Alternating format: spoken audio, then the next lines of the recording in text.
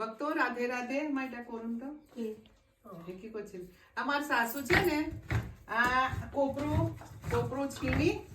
કાચલી અને આના હવે લાડુ બનાવવાના છે માટા કી હવે એટા બનાવે પીઠે હવે આપણે ઢોસા પૂરી બોલે અને કે હા મારા સાસુ એવું કે પૂરી બનશે પૂરી નહીં આપણે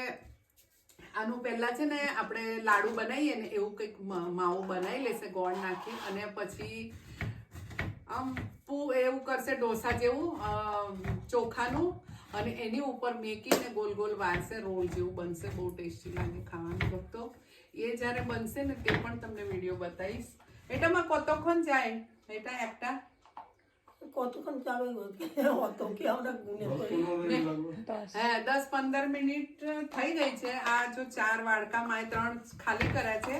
અને આ ચોથો વાડકો કેળાનું પાન છે આમાં શું હોય જેવું કે ને આ સારું હોય શુભ કહેવાય અને શુદ્ધ કહેવાય ને કેળાના પાન તો ખાવું પણ જોવે